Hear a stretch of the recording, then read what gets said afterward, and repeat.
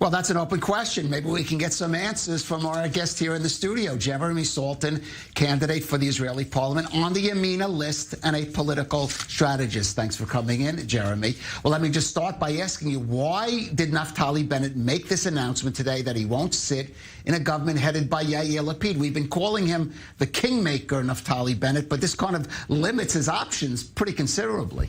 Well, he did tell you, right, last week that he's going to make every Israeli a king when hopefully he's elected prime minister. I listened to not every Israeli. He's not making Yair Lapid a king, apparently. Well, I guess there are a few. There might be three individuals who might be a little bit disappointed on March 24th, the day after the election.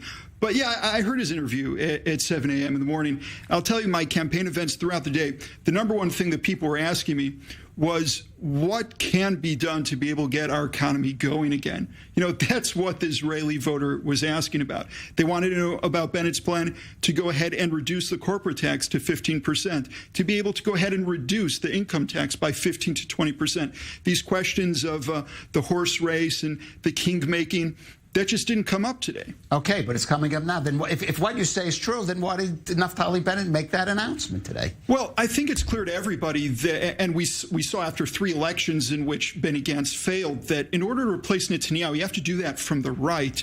And we've seen this week, right, Lapid with various statements when it comes to the joint list. Look, we're not going to be part of any left-wing government that's supported by the joint list. That's just not going to happen. And again, people who are serious about replacing Netanyahu understand it's about Bennett or Netanyahu. That is where the race actually is. All right. Well, Gideon Saar would certainly take issue with that, but let's put that to the side now. Now, just a short while ago, I spoke to a senior lawmaker here in the studio from the Yesh Atid party. That's Reserves Major General Orna Barbavai, number 2 on the Yesh Atid list. She responded to Bennett's comments earlier today that he will not join a government led by Yair Lapid. Let's take a listen.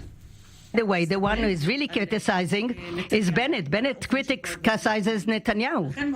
Therefore, it's very strange to me that on the one hand, he says, I'm not going to sit under Lapid, and today he has 3 seats, and we are with 18, the largest party in the opposition. On the other hand, he doesn't say yes or no to Netanyahu. At the end of the day, the political campaign is less interesting. What's interesting is how do we create a reality where Yesh Atid, which is a definite alternative to the government, wants finally to bring some sanity and to create normalcy in the life of citizens.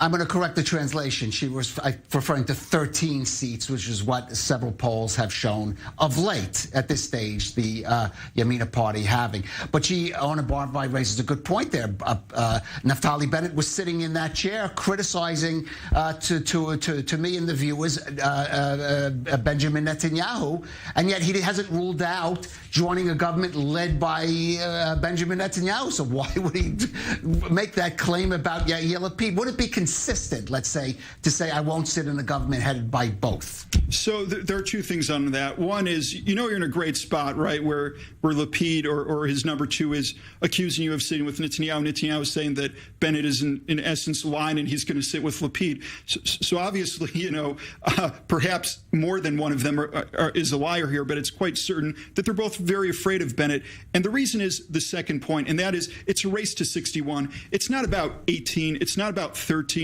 It's about 61. Like I said, Gantz failed 3 times from the left. We know that Lapid is even further to the left than Gantz is. Why does anyone think he's going to be able to go ahead and have a coalition?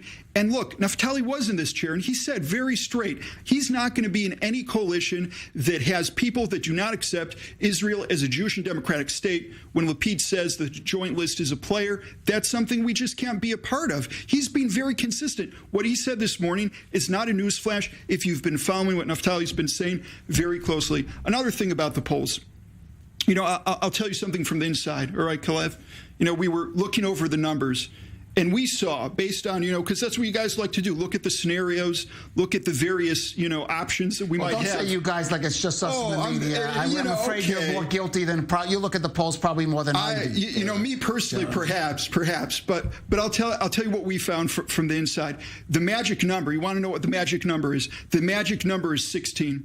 If Yamina gets 16 seats, Naftali Bennett will be the next prime minister. Yeah, I'm going to say that again. If we get 16 seats, that means if I am elected on March 23rd to the Knesset, Naftali Bennett will have enough to be able to go ahead and form the next coalition. And you said it right there. We're not that too far away. I want to be clear. I'm here trying to persuade voters to get there. Do you think Yair Lapid would sit under, even if his party got more seats, would sit under Naftali Bennett? So I'll tell you why. I'll tell you why. Because in 15 seconds. For sure. Lapid said he will not sit with Netanyahu. He did not say he won't sit with Bennett. That's true. Notice that nobody is saying they won't sit with Bennett. Bennett is the only candidate that's not being boycotted by anybody, and he's not boycotting anyone either. So we are definitely in a situation where he is the best person to be able to form a government. We need 16 seats to do it. We're very close. Okay.